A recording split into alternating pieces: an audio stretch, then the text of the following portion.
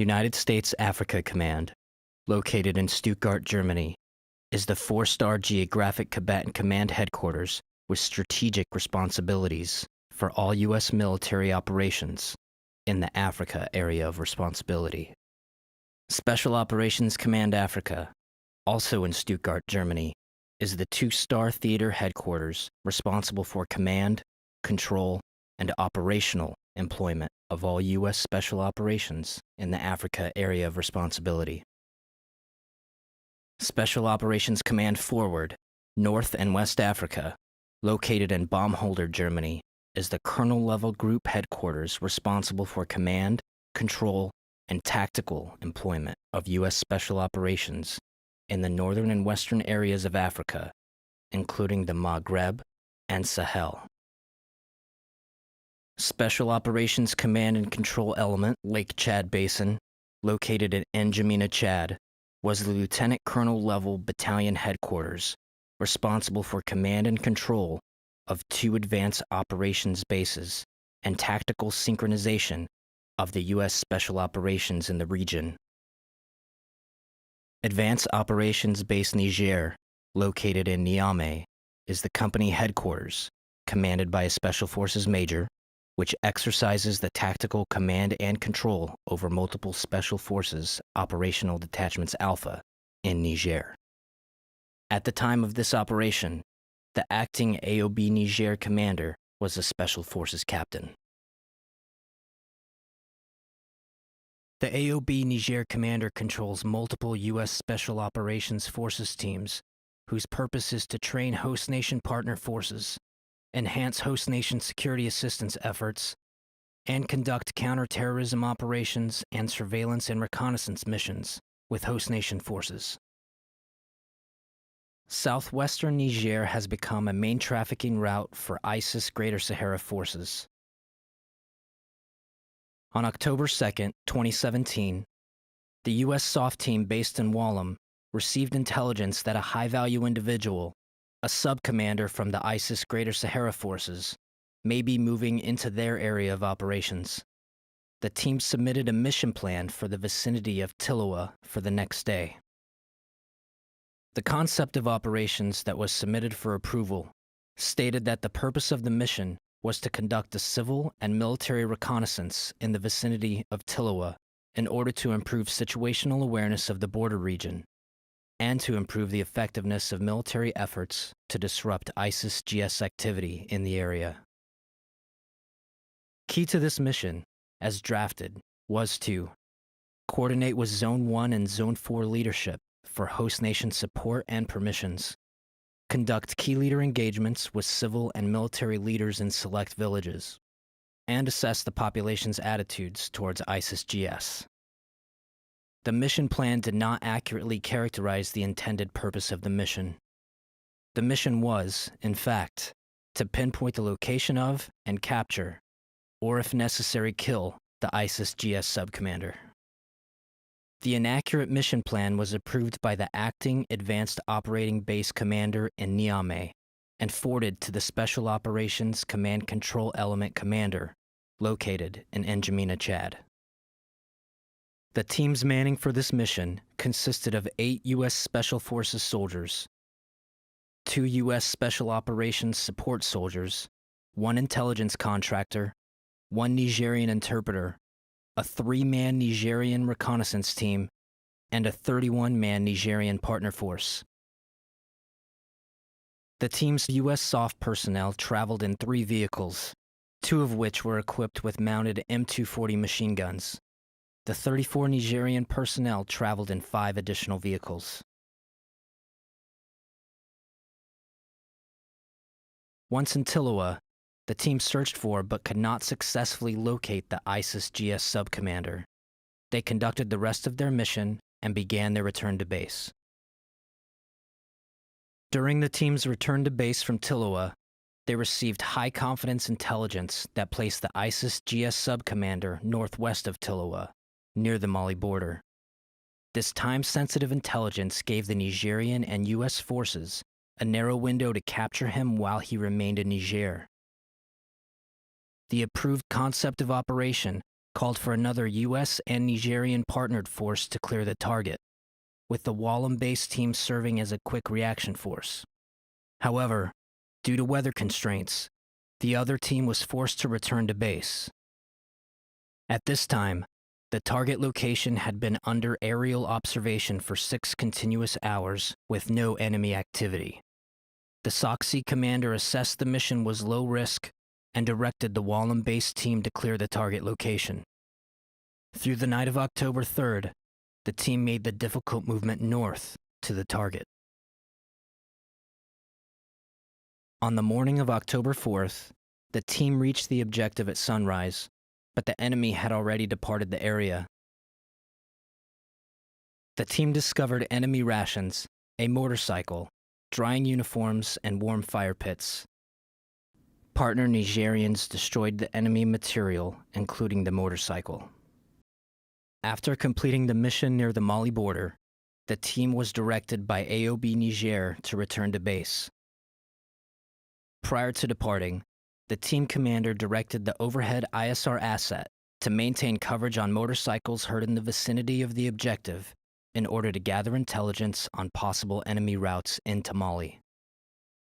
The team departed at approximately 0830 hours and stopped at the village of Tongo Tongo at 1030 hours, so the Nigerian forces could eat breakfast and get water. As the team waited, they conducted an impromptu key leader engagement with the village elder. During the key leader engagement, team members met with leaders and 27 men of the village. The meeting lasted about 30 minutes longer than the team commander expected. At 11:35 hours, the team moved out of the village of Tongo Tongo on their planned route.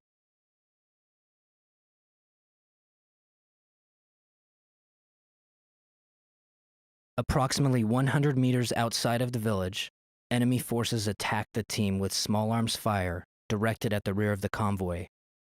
Enemy fire was initially light, then intensified as they advanced through the woods on the team's position. At this point, the convoy halted. The team reported enemy contact to the Advanced Operating Base.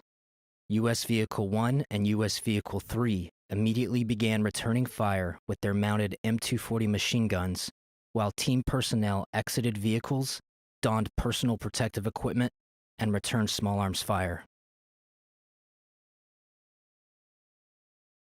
The team commander and 4 Nigerian soldiers maneuvered on foot to the southeast to flank what was estimated to be a small enemy force. At this time, the Nigerian, AOB, and SOCC commanders began sending response elements to the team's location. The team sergeant moved forward with US Vehicle 3 to better control the unit and to coordinate machine gun fire with US Vehicle 1. Staff Sergeant Jeremiah Johnson moved from US Vehicle 3 back to near US Vehicle 2, intending to fire an AT-4 anti-tank rocket at the enemy toward the north. The investigation determined that Niger Vehicle 5 departed the ambush site during this period, but did not determine precisely when or by what route.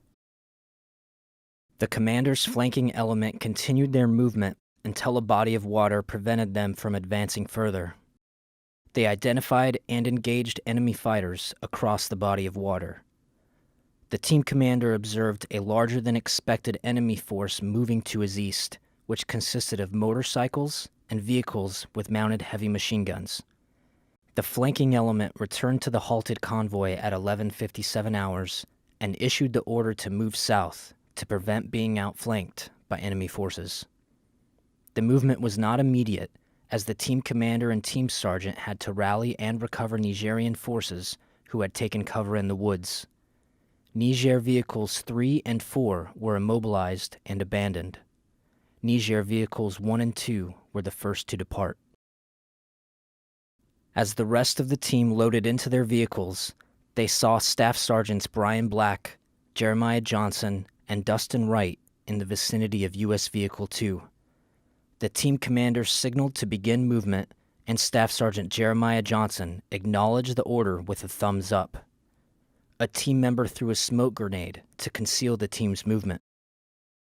Staff Sergeant Dustin Wright entered U.S. Vehicle 2 and began driving it slowly forward, while Staff Sergeants Brian Black and Jeremiah Johnson walked along the protected side of the vehicle. Staff Sergeant Brian Black moved slightly ahead of U.S. Vehicle 2 and was killed by enemy small arms fire.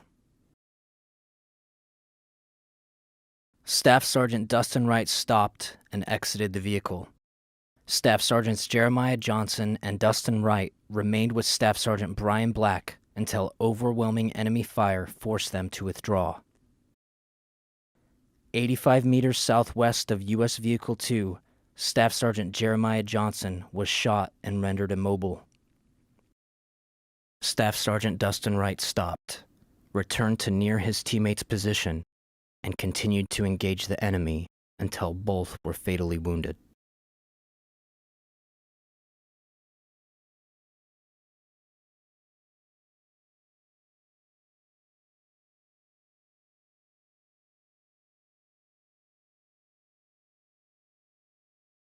U.S. Vehicles 1 and 3 and 2 Nigerian vehicles drove approximately 700 meters south of the ambush site to form a defensive position referred to as Position 2.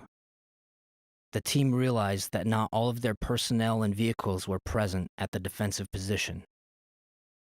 After repeated attempts to radio the team members last seen in the vicinity of U.S. Vehicle 2, 2 U.S. SOF members from U.S. Vehicle 3 volunteered to return on foot to the ambush site to attempt to locate them.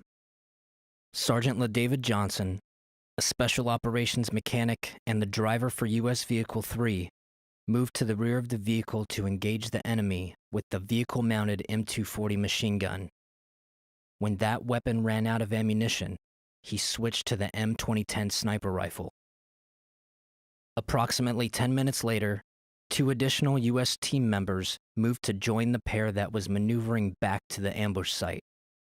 The first pair moved to where they thought U.S. Vehicle 2 would be, encountering and killing several enemy combatants before needing to withdraw under fire.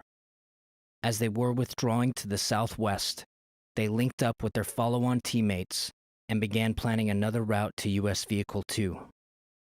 Back at Position 2, the team commander and his element continued to battle the enemy attacking from the east. At approximately 12:25 hours, enemy gun trucks and dismounted forces opened fire on Position 2 from the southeast. The overwhelming fire forced the team commander to order a withdrawal. 2 Nigerian vehicles departed the area, moving to the southwest. U.S. Vehicle 1 circled the perimeter under intense fire, gathering American and Nigerian personnel. Simultaneously, Sergeant LaDavid Johnson and Nigerian personnel attempted to board U.S. Vehicle 3. Special Operations members last saw Sergeant LaDavid Johnson moving around to the driver's position of U.S. Vehicle 3 between 12:25 and 12:30 hours. U.S. Vehicles 1 and 3 came under overwhelming enemy machine gun fire, preventing Sergeant LaDavid Johnson from entering his vehicle. Believing Sergeant Johnson was in control of his vehicle, the driver of U.S. Vehicle 1 accelerated hard to the northwest.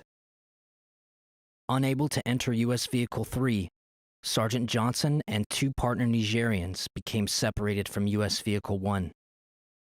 They escaped on foot, eventually running to the southwest with the enemy in pursuit.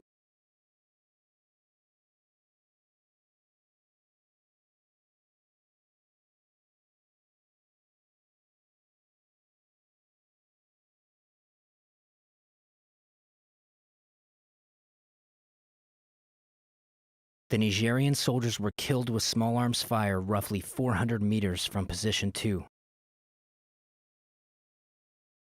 Sergeant Johnson evaded for an additional 450 meters and reached the only concealment in the vicinity, a single thorny tree.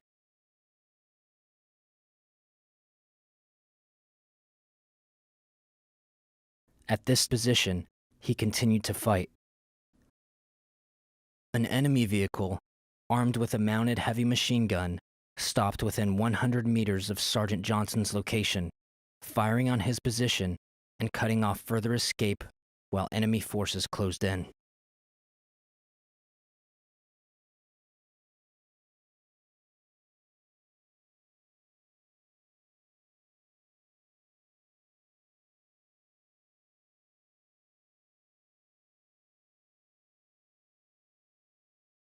Leaving Position 2, U.S. Vehicle 1 moved northwest, pursued by enemy vehicles and under intense enemy fire.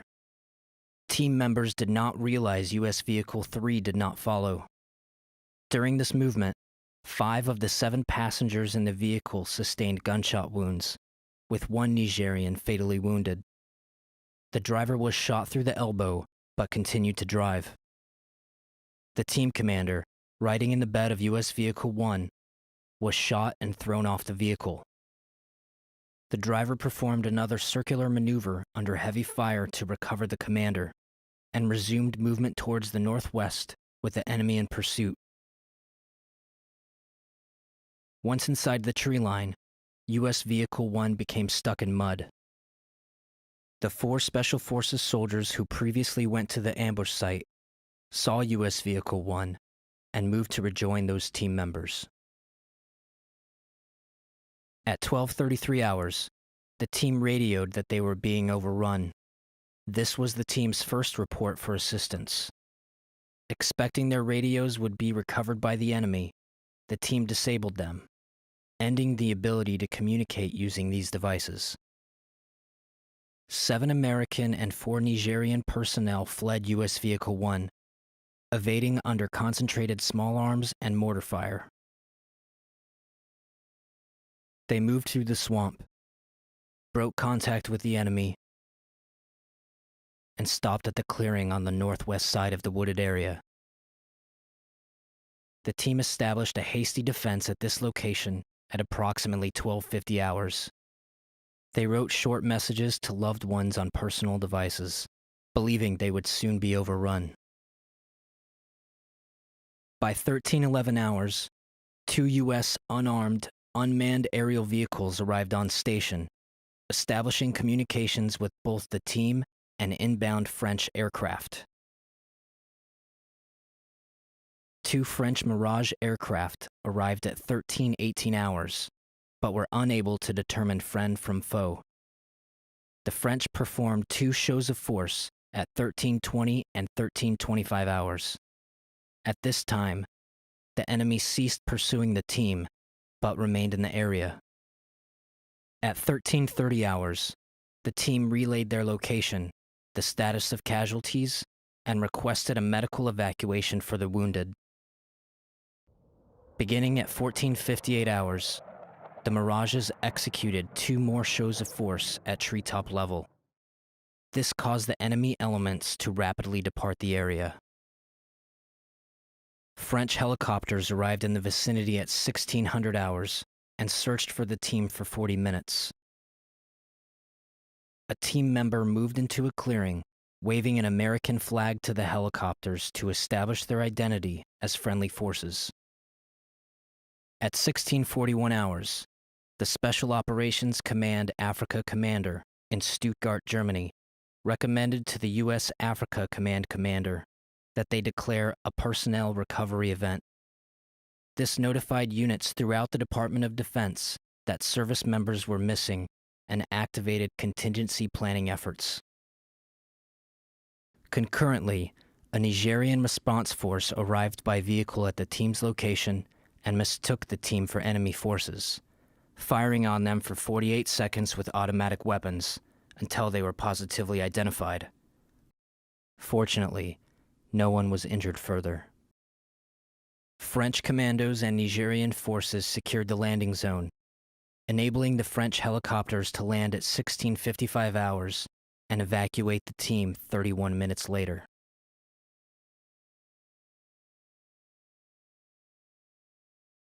At approximately 18:25 hours, Nigerian Quick Reaction Forces discovered the remains of Staff Sergeant Brian Black, Staff Sergeant Jeremiah Johnson, and Staff Sergeant Dustin Wright at the ambush site. At this time, Sergeant LaDavid Johnson's status and whereabouts were still unknown.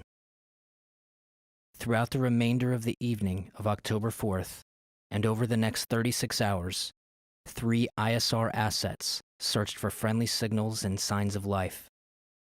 Additional U.S. SOF teams, French commandos, and Nigerian forces swept the ambush site and surrounding area in an effort to recover the dead or wounded. The search teams and ISR assets did not locate Sergeant LaDavid Johnson due to the distance from his last known location and the density of the tree under which he had concealed himself. At 0625 hours on October 6th, as nationally controlled personnel recovery elements staged for the search and recovery of Sergeant LaDavid Johnson, Tongo Tongo locals notified Nigerian military that they had found the remains of a soldier. At 1200 hours, the Nigerian military arrived at the location of Sergeant LaDavid Johnson. When Sergeant Johnson was found by Nigerian forces, he was beneath the dense canopy of a thorny tree. Sergeant Johnson was found lying on his back with his arms to his sides. His hands were not bound. Sergeant Johnson was clothed, though his boots and serviceable equipment had been removed by the enemy. The investigation determined Sergeant Johnson was not captured alive. His remains were transferred to U.S. custody at 1522 hours.